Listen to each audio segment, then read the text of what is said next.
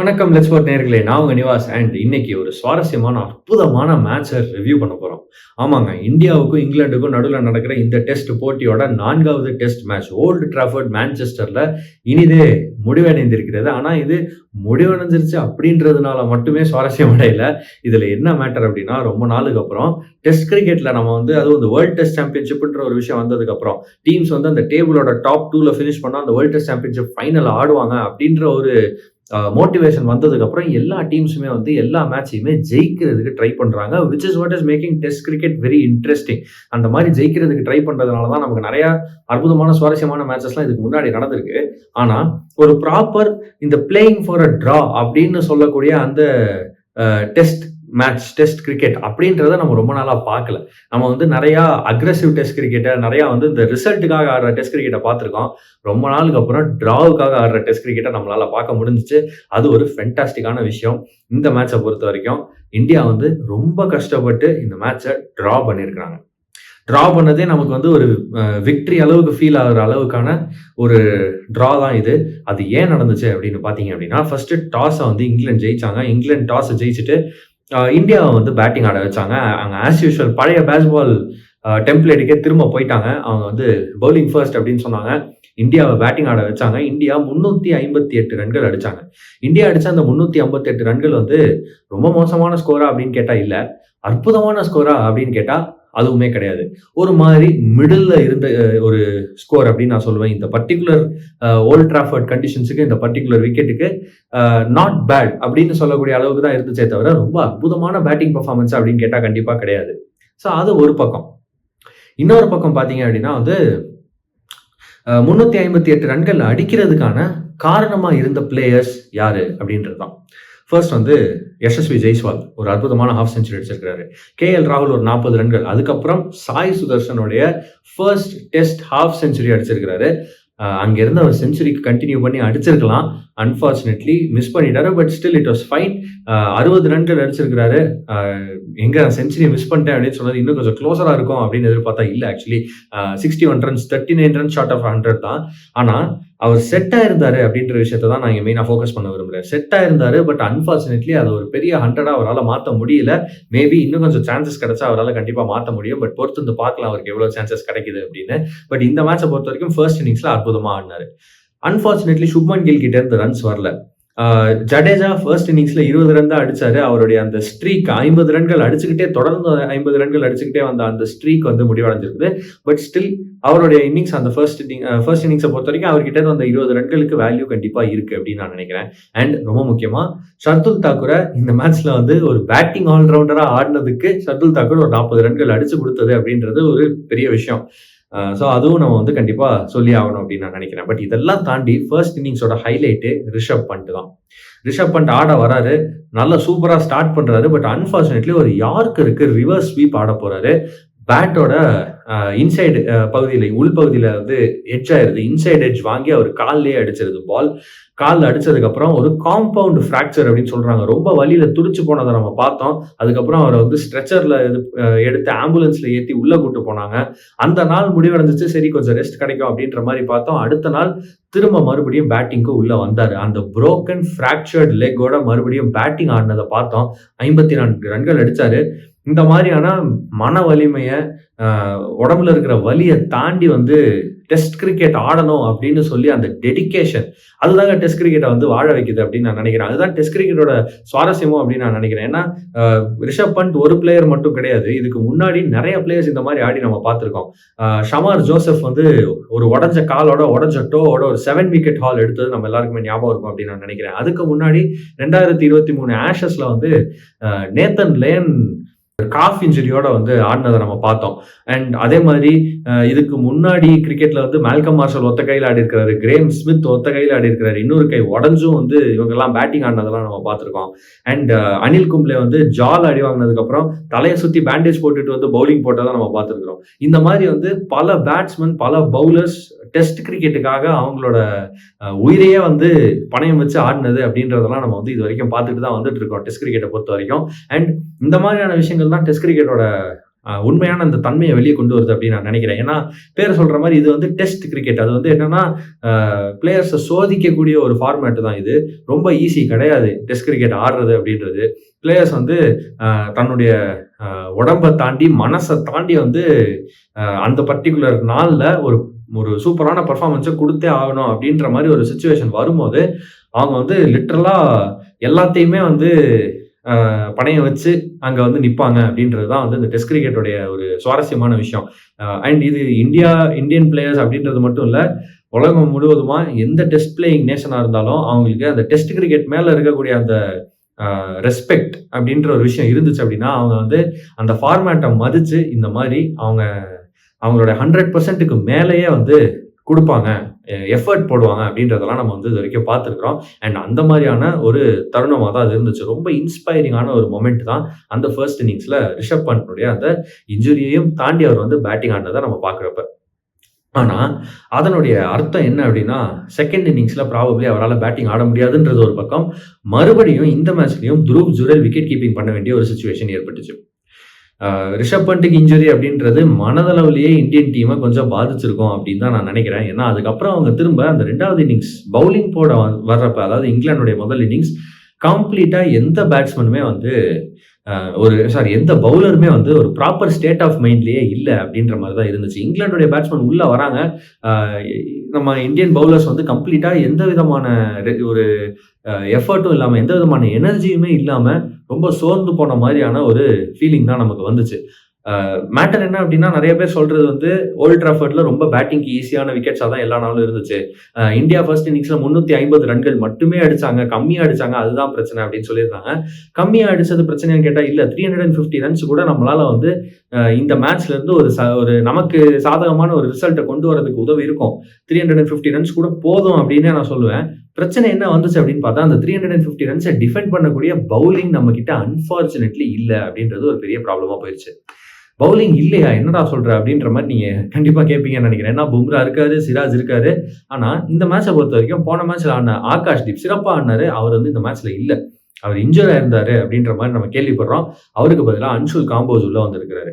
அன்ஷுல் காம்போஸுக்கு எடுத்த உடனே நியூ பாலை கொடுத்துட்டாங்க. கம்ப்ளீட்டா அன்ஷுல் காம்போஸுக்கு கான்ஃபிடன்ஸே வரல. நியூ பால் கொடுத்ததும் இங்கிலீஷ் ஓப்பனர்ஸ் வந்து அவரை செமையா அட்டாக் பண்ணிட்டாங்க. அதுக்கப்புறம் அவருக்கு கான்ஃபிடன்ஸ் வரல.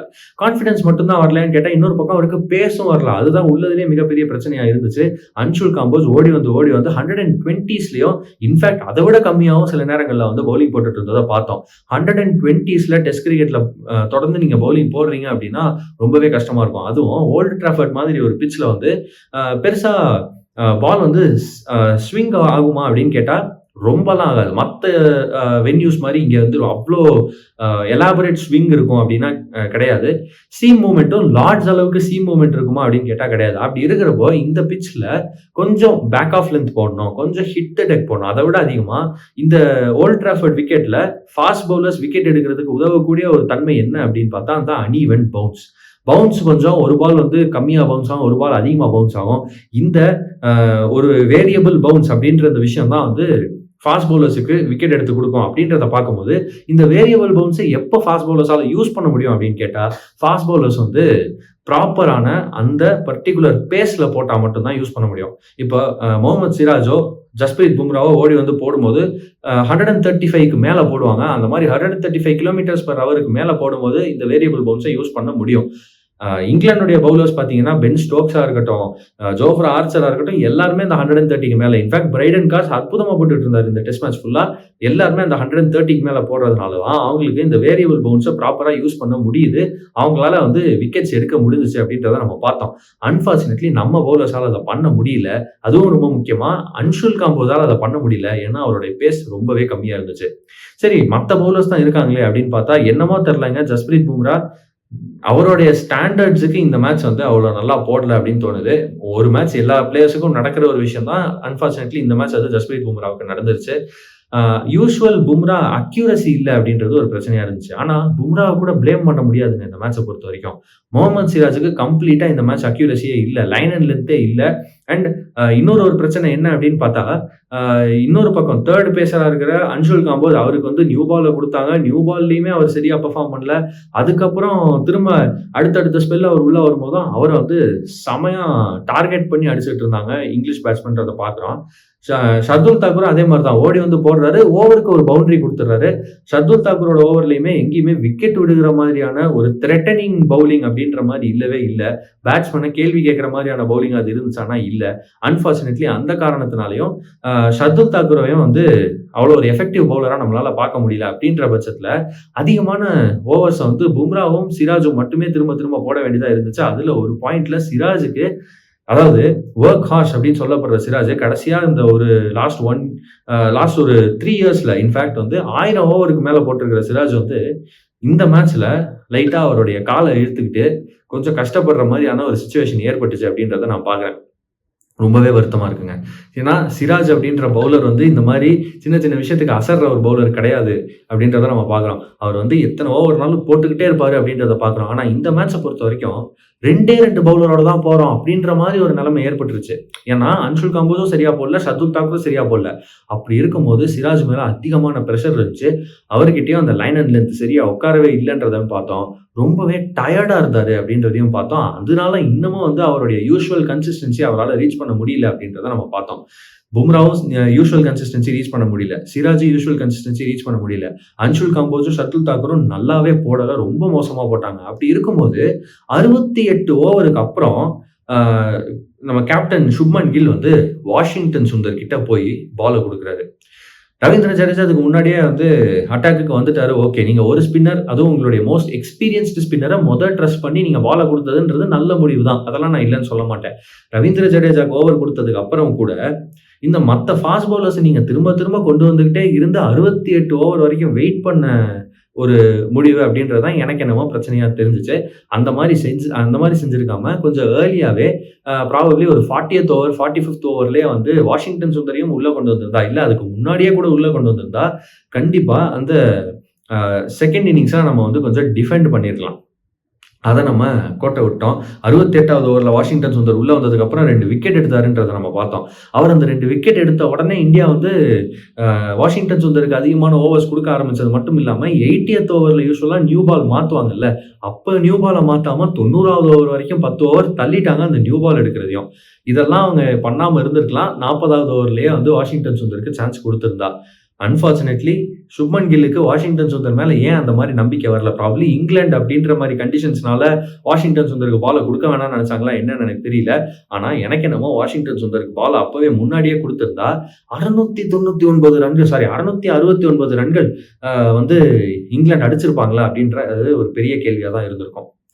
அதாவது இங்கிலாந்து வந்து 669 ரன்ஸ் அடிச்சிருக்காங்க. இது இங்கிலாந்துடைய வரலாற்றிலேயே இந்த ஓல்டு டிராஃபர்ட் கிரவுண்ட்ல அவங்க அடிச்ச மிகப்பெரிய டார்கெட் ரெக்கார்டு வந்து செட் பண்ணியிருக்காங்க. அந்த ரெக்கார்டை செட் பண்ணதுக்கு ரூட்டுடைய 150 இருக்கட்டும், பென் ஸ்டோக்ஸுடைய 141 ரன்களா இருக்கட்டும், 2 ஹண்ட்ரட்ஸ் அண்ட் அது போக ஜாக் கிராலி 84 ரன்னு, பென் டக்கெட் 94 ரன்னு சொல்லிட்டு எல்லாருமே செமையான பெர்ஃபார்மன்சஸ் கொடுத்துக்கிட்டே வந்தாங்க. ஆலி போப் ஒரு ஹாஃப் செஞ்சுரி, இந்த மாதிரி அற்புதமான பெர்ஃபார்மன்சஸ் வந்துகிட்டே இருந்துச்சு.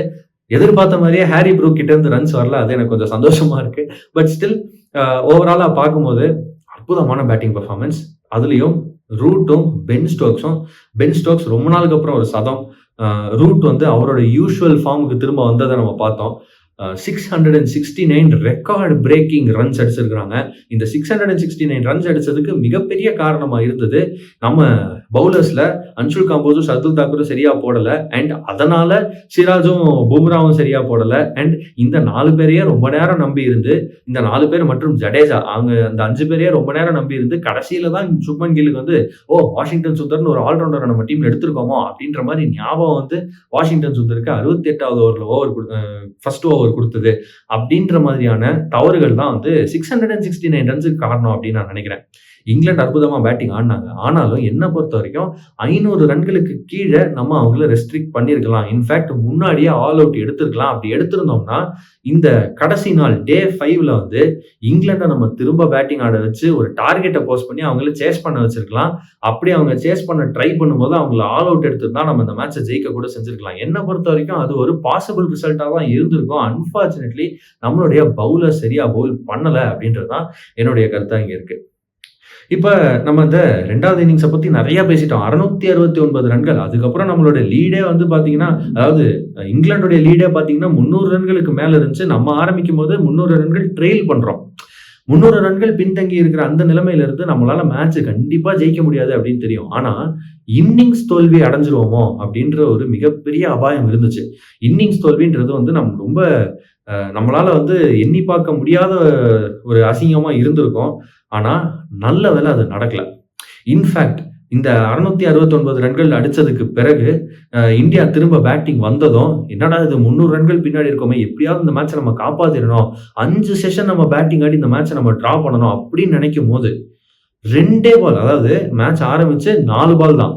முதல் 2 பால் ஜெய்ஸ்வால் ஃபேஸ் பண்றாரு, டாட் பால்ஸ். அதுக்கப்புறம் ஜெய்ஸ்வால் 3வது பால்ல அவுட் ஆயிடுறாரு. ஜெய்ஸ்வால் அவுட் ஆனதுக்கு பிறகு உள்ள வந்த சாய் சுதர்ஷன் ஃபர்ஸ்ட் பால் டக். அப்போ இன்னிங்ஸ் ஆரம்பிச்சு 4 பந்துகள்ல நமக்கு வந்து 0 for 2 அப்படின்ற ஒரு நிலைமையில இருக்கும். 2 விக்கெட் விட்டுட்டு ரன்னே அடிக்காத ஒரு நிலைமையில தத்தளிச்சுட்டு இருக்கோம் அப்படின்றதுதான் உண்மையான விஷயமா இருந்துச்சு. அந்த இடத்துல நம்பர் 4ல கேப்டன் உள்ள வராரு. Captain Shubman kill.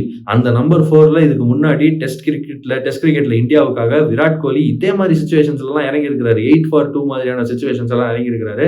ஆனா இந்த மேட்ச் 0 for 2. இன்ஃபேக்ட் பாத்தீங்கன்னா 1983க்கு அப்புறம் 0 for 2 அப்படின்ற அந்த score line outside of India வந்து முதல் முறையா வருது அப்படின்ற ஒரு ஸ்டாட்டை நம்ம பார்த்தேன். ரொம்ப ஆச்சரியமா இருந்துச்சு. இப்படி ஒரு ஸ்டார்ட்டா அப்படின்ட்டு. அந்த மாதிரி ஒரு நிலைமையில மேட்ச் கையை விட்டு போயிருச்சு, நம்ம தோத்துட்டோம் அப்படின்னு நான் நினைச்சேன். ஆனா அங்கிருந்து KL ராகுலும் சுப்மன் கில்லும் ஒரு அற்புதமான பார்ட்னர்ஷிப் போட்டாங்க. KL ராகுல் அன்பார்ச்சுனேட்லி 90ஸ்ல அவுட் ஆயிட்டாரு. அவருடைய சதத்தை வந்து அவரால் அடிக்க முடியல. அப்படின்னா கூட 230 பந்துகள் ஃபேஸ் பண்ணாரு. என்னன்னா நம்ம வந்து இப்ப ஜெயிக்கிறதுக்கான சான்ஸ் இல்ல அப்படின்ற ஒரு நிலைமைக்கு வந்துட்டோம். அவங்க 300 ரன்கள் நம்மளோட அதிகமா அடிச்சிட்டாங்க. லீடு 300 ரன்களுக்கு மேல இருக்கு அப்படின்றப்பயே நம்ம ஜெயிக்கிறதுக்கான சான்ஸ் எல்லாம் விட்டுட்டோம் அப்படின்றப்ப நம்ம எவ்வளவு பந்துகள் ஃபேஸ் பண்றோமோ அவ்வளவுதான் நம்மளால வந்து இந்த மேட்சை டிரா பண்ண முடியும். டிரா பண்ணணும் அப்படின்னா நம்ம பந்துகளை சாப்பிட்டாகணும் அப்படின்ற மாதிரி ஒரு சிச்சுவேஷன் ஏற்பட்டுச்சுன்ற அந்த ஒரு தருணத்துல வந்து 100 ரன் அடிச்சாரா இல்லையான்றது வந்து கேள்வியே கிடையாது. அதை வச்சுக்கிட்டு மேபி அந்த 100 வந்து நம்ம ஒரு பர்சனல் மைல்ஸ்டோனா கொண்டாடலாம், அதுக்கு கை தட்டலாம், அவ்வளவுதான். ஆனா அதுக்கான வேல்யூ அப்படின்றது ரொம்பவே கம்மி. ரன்ஸுக்கான வேல்யூ விட இந்த பர்டிகுலர் தருணத்துல பால்ஸுக்கான வேல்யூ தான் அதிகம் அப்படின்றப்ப KL ராகுல் 230 பந்துகள் ஃபேஸ் பண்ணாரு. அவர் சதம் அடிக்கல அப்படின்னாலும் this is one of his best innings outside of India. இந்த ஓவர்சீஸ்ல சேனா கண்ட்ரீஸ் அப்படின்னு சொல்லக்கூடிய, அதுவும் முக்கியமா இந்த இங்கிலாந்துல அவர் இதுவரைக்கும் ஆடினதுலயே பெஸ்ட் இன்னிங்ஸா நான் இதை சொல்லுவேன். காரணம் இந்த 230 பந்துகள் அவர் ஃபேஸ் பண்ணது. அதே மாதிரி 230 பந்துகள் ஃபேஸ் பண்ணது மட்டும் இல்லாம சதமும் அடிச்சிருக்கிறாரு சுப்மன் கில். கேப்டன் 4 சதங்கள் அதுக்குள்ளேயே இந்த டோர்னமெண்ட்ல அடிச்சிட்டாரு. கேப்டனா முதல் சீரீஸ்லயே வந்து 4 சதங்கள் அடிச்சதுன்றது ஒரு பெரிய ரெக்கார்ட். இந்த ரெக்கார்டை வந்து படைச்சிருக்கிறது சுப்மன் கில் அப்படின்றத பார்க்கும்போது அற்புதமான ஒரு விஷயமா தான் இருக்கு.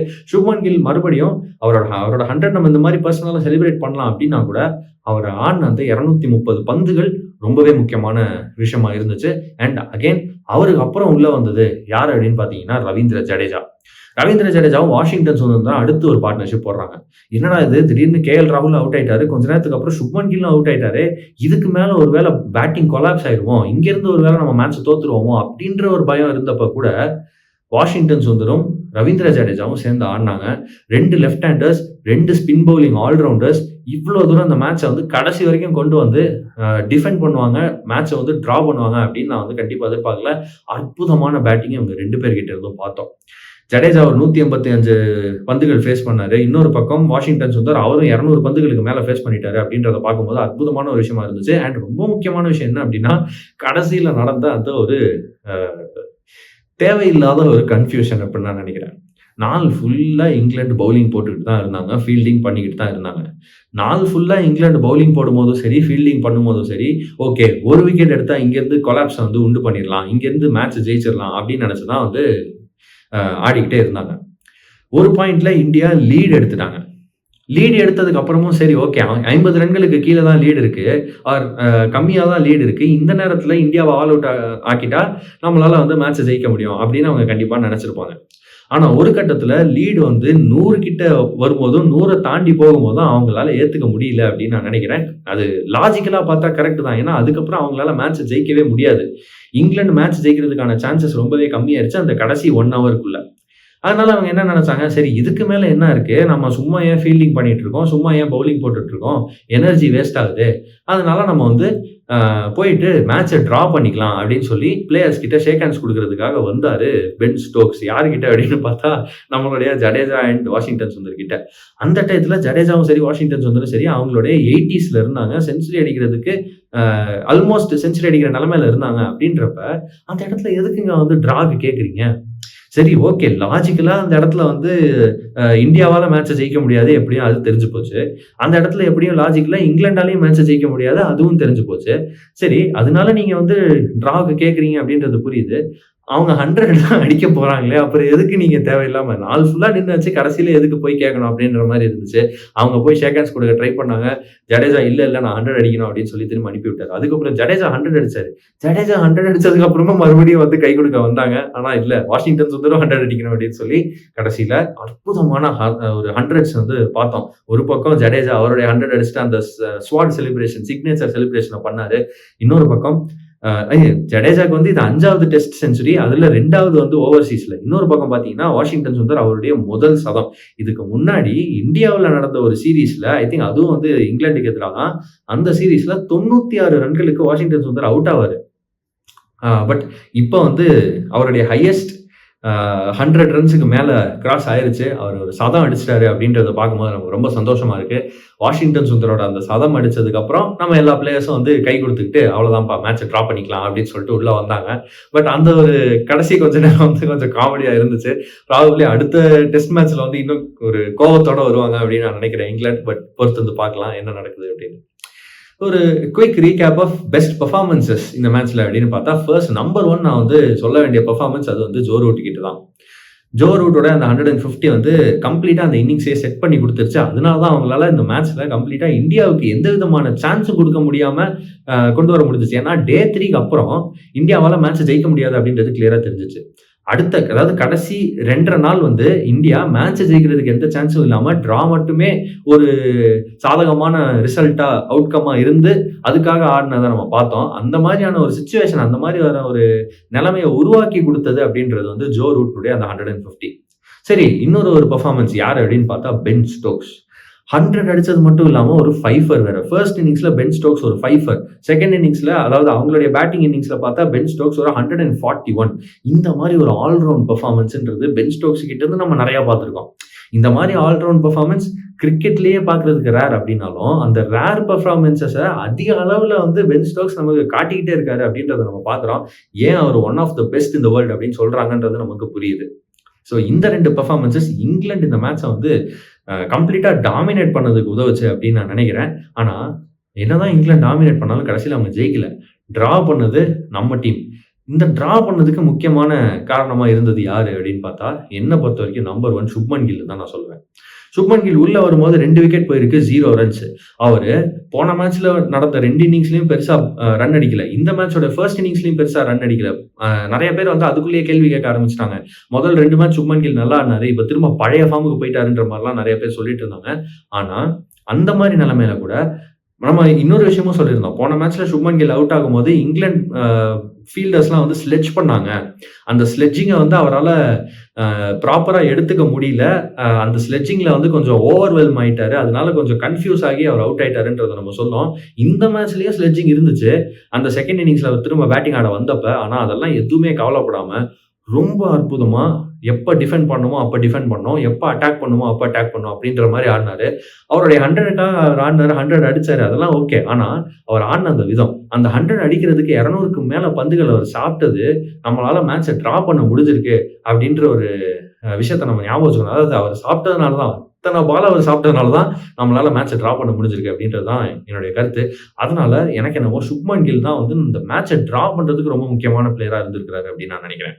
அண்ட் வாஷிங்டன் சுந்தர் வாஷிங்டன் சுந்தருடைய பவுலிங் பெர்ஃபார்மன்ஸ் ரொம்பவே அண்டர் ரேட்டடா போயிருக்கு. ப்ராபப்ளி கௌதம் கம்பீர், கோச் கௌதம் கம்பீரா இருக்கட்டும், இல்ல சுப்மன் கில்லா இருக்கட்டும், அவங்க வந்து இந்த ஒரு விஷயத்த மறுபரிசீலனை பண்ணி ஆகணும் அப்படின்னு நான் நினைக்கிறேன். என்ன அப்படின்னு பார்த்தா, திரும்ப போயிட்டு வாஷிங்டன் சுந்தருக்கு என்ன ரோல், பவுலிங்ல ரொம்ப முக்கியமா வாஷிங்டன் சுந்தருக்கு என்ன ரோல், எப்போ வாஷிங்டன் சுந்தரை அட்டாக்கு கொண்டு வரணும் அப்படின்ற விஷயத்த அவங்க போய் கரெக்டா யோசிச்சு ஒரு பிளான் போட்டுட்டு வரணும் அப்படின்னு நான் நினைக்கிறேன். அதை பிளான் பண்ணா மட்டுமே அவங்களால வந்து அடுத்தடுத்த கேம்ஸ்ல வாஷிங்டன் சுந்தரை வச்சு அதிகமான சக்சஸை வந்து எடுக்க முடியும்.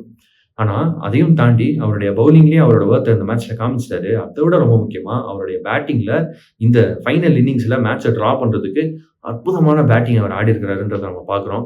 வாஷிங்டன் சுந்தருக்கு ப்ராபப்ளி பேட்டிங் பொசிஷனும் எது அப்படின்றத முடிவெடுக்க வேண்டிய ஒரு சுச்சுவேஷன்ல இந்தியா இருக்காங்க அப்படின்னு நான் நினைக்கிறேன். அடுத்த டெஸ்ட் மேட்ச்ல வந்து ரிஷப் பண்ட் கிடையாது அப்படின்றப்ப வாஷிங்டன் சுந்தர் கண்டிப்பா அந்த மிடில் ஆர்டர்ல ஆடணும் அப்படின்னு நான் நினைக்கிறேன். கோச் மற்றும் டீம் மேனேஜ்மெண்ட் என்ன நினைக்கிறாங்க அப்படின்றத பொறுத்து பார்க்கலாம். ஸோ இவங்க தான் வந்து the best players of this match அப்படின்னு நான் நினைக்கிறேன்.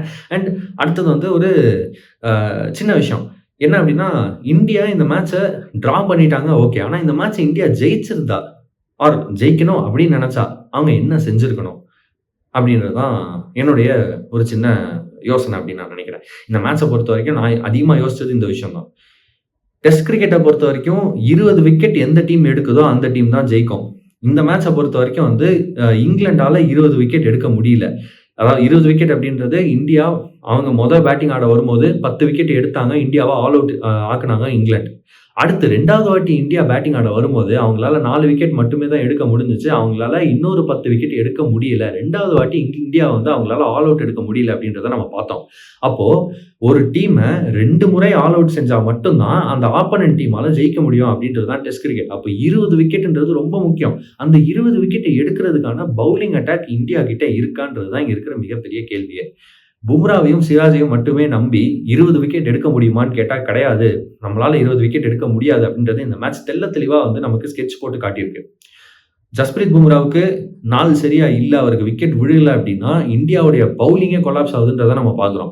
இன்னொரு பக்கம் முகமது சிராஜ் எவ்வளோ நேரம் தான் எவ்வளோ மேட்ச் தான் ஓடி வந்து பவுலிங் போட்டே இருப்பாரு. ஆள் பார்க்கவே ரொம்ப டயர்டா இருக்காருன்றதையும் நம்ம பார்க்குறோம். அந்த மாதிரி டயர்டா இருந்தாரு. அண்ட் சிராஜையும் மறுபடியும் பிளானே இல்லாமல் நீங்க யூஸ் பண்ணீங்கன்னா எவரும் எஃபெக்டிவா தான் இருக்க மாட்டாரு. அதுவும் நமக்கு கிளியரா தெரியுது. ஏன்னா சிராஜ் திடீர்னு உள்ள வராரு. போன மேட்ச்ல வந்து ஃபர்ஸ்ட் சேஞ்ச் ஆனால் பரவாயில்ல, ஆகாஷ் தீப் வந்து நியூ பால்ல போட்டாரு. இந்த மேட்ச்ல அன்ஷுல் காம்போஸுக்கு நியூ பால் கொடுக்குறாங்க, மறுபடியும் ஃபர்ஸ்ட் சேஞ்ச்ல சிராஜை கொண்டு வராங்க. ஸ்டாட் ஓரியன்ட் டெசிஷனா இருக்கிறதுக்கான வாய்ப்பு இருக்கு. ஃபர்ஸ்ட் சேஞ்சா உள்ள கொண்டு வரும்போது சிராஜ் நல்லா போட்டிருக்காருன்னு ஸ்டாட் இருக்கு. அதை வச்சு இந்த மாதிரி முடிவு எடுத்திருக்காங்க அப்படின்றது என்னால புரிஞ்சுக்க முடியுது. ஆனா அன்ஷுல் காம்போஸ் சரியா போடல அப்படின்னா அது சிராஜையும் பாதிக்குது அப்படின்றத நம்மளால பார்க்க முடியுது. இது ஜென்ரலா நடக்கிறது தான். ஓப்பனிங் பவுலர் சரியா போடலன்னா ஃபர்ஸ்ட் சேஞ்ச் பவுலரையும் அது பெருசா பாதிக்கும். அந்த மாதிரி இருக்கும்போது எக்ஸ்பீரியன்ஸ்டு பவுலரை நீங்க வந்து ஓப்பனிங்ல போட்டுட்டு ஃபர்ஸ்ட் சேஞ்ச் பவுலரா அன்ஷுல் காம்போஸை கொண்டு வந்ததா. ஏன்னா இது அன்ஷுல் காம்போஸுடைய முதல் மேட்ச். போன மேட்ச்ல அப்படி கிடையாது. ஆகாஷ் தீப் ஏற்கனவே டெஸ்ட் கிரிக்கெட் ஆடிட்டார் இந்தியாவுக்கு. ஆகாஷ் தீப் கிட்ட நிறைய எக்ஸ்பீரியன்ஸ் இருக்கு. ஃபர்ஸ்ட் கிளாஸ் கிரிக்கெட் எக்ஸ்பீரியன்ஸும் அதிகமா இருக்கு, இன்டர்நேஷனல் எக்ஸ்பீரியன்ஸும் இருக்கு. அப்படின்ற பட்சத்துல அவர் ஓப்பனிங் பவுலிங் போட்டாரு, பிரச்சனை இல்லை. ஆனா இந்த மேட்ச்ல அன்ஷுல் காம்போஸ் ஓப்பனிங் போட்டதுக்கு பதிலாக அவருடைய கான்பிடன்ஸையும் பாதிக்காம இருக்கிற மாதிரி ஒரு விஷயமா சிராஜ் வந்து ஓப்பனிங் பவுலிங் போட்டு அன்ஷுல் காம்போஸ் ஃபர்ஸ்ட் சேஞ்சா உள்ள வந்திருக்கணும். அந்த ஒரு தப்பையும் இந்தியா பண்ணாங்கன்றதை நம்ம பார்க்குறோம். ஆனா எப்படி பார்த்தாலுமே பும்ரா சரியா போடல அப்படின்னா நம்ம பவுலிங் கொலாப்ஸ் ஆகுது, சிராஜ் சரியா போடல அப்படின்னாலும் நம்ம பவுலிங் கொலாப்ஸ் ஆகுது. இவங்க 2 பேரை மட்டுமே நம்ம என்டையர் ஃபாஸ்ட் பவுலிங் டிபார்ட்மெண்ட்டே நம்பி இருக்கு. இதுல ஷர்துல் தாக்கூரும் ஒரு மிகப்பெரிய ஒரு டாக்கிங் பாயிண்ட் அப்படின்னு நான் நினைக்கிறேன். அன்ஷுல் காம்போஸ் முதல் மேட்ச் ஆடுறாரு, நிறைய சான்ஸ் இருக்கு அவர் சரியா போடாம போறதுக்கு அப்படின்றது மேட்ச்க்கு முன்னாடியே நமக்கு தெரிஞ்சிருக்கும். அப்படி இருக்கும்போது ஷர்துல் தாக்கூரை ஒரு ஆல்ரவுண்டரா எடுக்கிறாங்க. அவரை பேட்டிங்லயும் முன்னாடி இறக்கி விடுறாங்க. ஒரு பேட்ஸ்மேன் கம்மியா தான் ஆடி இருக்கிறோம் ஷர்துல் தாக்கூர் ஆடினதுனால. ஆனா ஒரு பவுலிங்கும் அவ்வளவு எஃபெக்டிவா இல்லைன்றதை பாக்குறோம். அப்ப ஷர்துல் தாக்கூருக்கு பதில் அந்த இடத்துல ஒரு ப்ராப்பர் பவுலரை ஏன் ஆடக்கூடாது அப்படின்ற ஒரு கேள்வி வருது. சரி, ஷர்துல் தாக்கூருக்கு பதிலாக ப்ராப்பர் பவுலர் யார் எடுத்திருப்பாங்க அப்படின்றதான கேள்வியா இருந்திருக்கும். என்னை பொறுத்த வரைக்கும் ஓல்டு டிராஃபர்ட்ல குல்தீப் யாதவுக்கு கண்டிப்பா சான்ஸ் கொடுத்துருக்கணும்னு நான் நினைக்கிறேன். ஓல்டு டிராஃபர்டை பொறுத்த வரைக்கும் லெக் ஸ்பின்னர்ஸ் நிறைய நல்லா போட்டிருக்காங்க. மாண்டி பனேசர் இங்க நிறைய விக்கெட் எடுத்திருக்காரு. ஷேன் வான் இங்க நிறைய விக்கெட் எடுத்தது மட்டும் இல்லை, நம்ம ப்ரிவியூலயும் சொன்னோம். Shane Warne ball of the century போட்டதே இந்த கிரவுண்ட்ல தான். Leg spinners, wrist spinners old டிராஃபர்ட்ல அற்புதமா பெர்ஃபார்ம் பண்ணியிருக்காங்கன்றப்ப அந்த ஒரு காரணத்துக்காகவாவது குல்தீப் யாதவ் டீம்ல எடுத்திருக்கணும்னு நான் நினைக்கிறேன். அன்பார்ச்சுனேட்லி அது நடக்கல. குல்தீப் யாதவ டீம்ல எடுத்திருந்தா 20 விக்கெட் எடுக்கிறதுக்கான வாய்ப்புகள் கண்டிப்பா அதிகமா இருக்கும் அப்படின்னு நான் நினைக்கிறேன். ஏன்னா அட்டாக்கிங் பவுலரா குல்தீப் யாதவ் இருப்பாரு. அவர் போட வர எல்லா பாலுமே விக்கெட் எடுக்கிறதுக்கு மட்டும்தான். இதே நீங்க வாஷிங்டன் சுந்தர் பாத்தீங்கன்னா அவரும் விக்கெட் எடுக்க ட்ரை பண்றாரு. ஆனா அவருடைய ஸ்ட்ரென்த் என்ன அப்படின்னா ஒரு accurate line and length maintain பண்றதா தான் இருக்கு. ரவீந்திர ஜடேஜா பல வருஷமா இந்த ஒரு விஷயத்த மட்டுமே தான் செஞ்சுட்டு வர்றாரு. ரவீந்திர ஜடேஜாவை பொறுத்த வரைக்கும் ஸ்டம்ப் டு ஸ்டம்ப் வைப்பாரு. அந்த லைன் அண்ட் லென்த்தை பிடிச்சி அக்யூரேட்டா போட்டுக்கிட்டே இருப்பாரு. இதுதான் அவருடைய strength. Ravindra Jadeja wicket taking ஸ்பின்னரான்னு கேட்டா இல்ல. வாஷிங்டன் சுந்தர் விக்கெட் டேக்கிங் ஸ்பின்னரா அப்படின்னு கேட்டா அந்த அளவுக்கு கிடையாது. Kuldeep Yadav out and out 100%. Kuldeep Yadav 100% wicket taking spinner. Kuldeep Yadav ஆடி இருந்தாரு அப்படின்னா கண்டிப்பா 20 விக்கெட் நம்ம எடுத்துருக்கிறதுக்கான வாய்ப்புகள் ஜாஸ்தி. அண்ட் இதையும் யோசிச்சு பாருங்க, ஒரு பக்கம் ஜஸ்பிரீத் பும்ரா போடுறாரு, இன்னொரு பக்கம் குல்தீப் யாதவ் போடுறாரு அப்படின்னா இங்கிலாந்து பேட்ஸ்மேன் அவங்களுக்கு ஜென்ரலாவே ஸ்பின் ஆட வராது. அண்ட் அவங்க ஜென்ரலாவே பும்ராவுக்கு பயப்படுவாங்க. அப்படி இருக்கிறப்ப 2 எண்ட்லயும் அவங்களுக்கு பயம் காட்டுற மாதிரியான பவுலிங் இருந்திருக்கும். சரி, அந்த ஒரு ஃபேஸ் தாண்டிருச்சு. அந்த மிடில் ஓவர்ஸ் ஃபேஸ், பால் பழசாகிற ஒரு ஃபேஸ் அப்படின்ற மாதிரி இருந்துச்சுன்னா, ஒரு பக்கம் குல்தீப், இன்னொரு பக்கம் வாஷிங்டன் சுந்தர், ஒரு பக்கம் குல்தீப், இன்னொரு பக்கம் ஜடேஜா அப்படின்னு போட்டிருந்தா, இவ்வளோ ரன்களை இங்கிலாந்தால அடிச்சிருக்க முடியுமான்னு கேட்டால் அடிச்சிருக்க முடியாது. என்னை பொறுத்த வரைக்கும் நான் தைரியமா ஷர்துல் தாக்கூருக்கு பதிலாக நான் குல்தீப் யாதவுக்கே போயிருப்பேன் அப்படின்னு நான் நினைக்கிறேன்.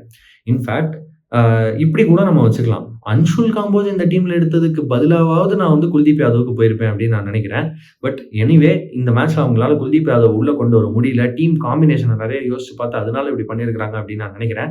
ஆனா எனக்கு என்ன தோணுதுன்னா, 2 ஆல்ரவுண்டர் நம்ம இந்த டீம்ல ஜடேஜாவுக்கு அப்பாற்பட்டு 2 ஆல்ரவுண்டர் ஆடுறோம். ஏற்கனவே ஜடேஜா பெஸ்ட் ஆல்ரவுண்டர் டெஸ்ட் கிரிக்கெட்லன்னு சொல்றாங்க. அவரை நம்ம டீம்ல வச்சிருக்கிறோம். அதனால நம்ம அவரை ஆடியே ஆகணும். அது எனக்கு புரியுது. ஜடேஜா ஆடினது போக நம்ம 2 ஆல்ரவுண்டர் ஆடுறோம். ஷர்துல் தாக்கூருக்கான தேவை என்ன? நம்ம 2 ஆல்ரவுண்டர் ஆடுறதுக்கு பதிலாக நம்ம ஏன் ஓகே வாஷிங்டன் சுந்தர் நல்லா விளையாண்டுருக்கிறாருன்றதுனால நம்ம வாஷிங்டன் சுந்தர் ஆடுறோம். ஷர்துல் தாக்கூருக்கு பதிலாக ஒன்று நீங்கள் ப்ராப்பரான பவுலருக்கு போங்க, 20 விக்கெட் எடுக்கிறதுக்கு உதவும். அப்படி இல்லையா எனக்கு டீமோடைய பேட்டிங் மேலே நம்பிக்கை இல்லைன்ற மாதிரி இருக்குன்னா, துருவ் ஜுரல் மாதிரி ஒரு பேட்ஸ்மேனையோ இல்லை கருண் நாயரையோ இல்லை அந்த அபிமன்யு ஈஸ்வரன், பாவம் ஒரு டீம்லேயே இருக்காரு, சான்ஸே கிடைக்க மாட்டேங்குது. இந்த 3 பேர்ல யாராவது ஒருத்தரே டீம்ல எடுத்துருக்கலாம். அதாவது ஷர்துல் தாக்கூர் மாதிரி ஒரு ஆல்ரவுண்டர், அவர் பெருசா பேட்டிங்கும் அந்த அளவுக்கு நல்லா ஆட மாட்டாரு, பெருசா பவுலிங்கும் அந்த அளவுக்கு நல்லா போட மாட்டாருன்றப்ப அவருக்கு பதிலாக குல்தீப் யாதவ் மாதிரி ப்ராப்பர் பவுலருக்கு போகலாம். அப்படி இல்லைன்னா ப்ராப்பர் பேட்ஸ்மேன் அவங்களுக்கு போகலாம். ஒரு அபிமன்யு ஈஸ்வரன் ஆடலாம். இல்லையா ஒரு துருவ் ஜுரலையே மிடில் ஆர்டர்ல பேட்ஸ்மேன் ஆடலாம். ஆனா அந்த மாதிரி எதுவும் பண்ணாம நம்ம திரும்ப 3 ஆல்ரவுண்டர்னு போறோம். இது ஏன் இந்த ஸ்ட்ராட்டஜி எடுக்கிறோம் அப்படின்னு எனக்கு புரியல. இங்கிலாந்து அதை செய்யறாங்கன்னா அது வேற. அவங்க மொத்தமா டீம்ல 11ல 10 பேர் பேட்டிங் ஆட தெரிஞ்ச ஆட்களா இருக்கிறாங்க. அதுல அந்த கடைசியில பவுலர்ஸ்ல பாத்தீங்கன்னா ஜோஃப்ரா ஆர்ச்சரை தவிர அவங்க கிட்ட இருக்கிற எல்லா பவுலருமே ஆல்ரவுண்டர்ஸ். அவங்க அப்படி ஆடுறாங்கன்றதுனால நம்ம அப்படி ஆடணுன்ற அவசியம் கிடையாது. நம்மளுடைய ஸ்ட்ரென்த் என்னன்றதை பார்க்கணும். நம்மளுடைய ஸ்ட்ரென்த் குல்தீப் யாதவ்னா நம்ம குல்தீப் யாதவ் ஆடணும். இல்லையா நம்மளுடைய ஸ்ட்ரென்த் ப்ராப்பர் பேட்டிங் அப்படின்னா நம்ம ப்ராப்பர் பேட்ஸ்மேன் ஆடணும்.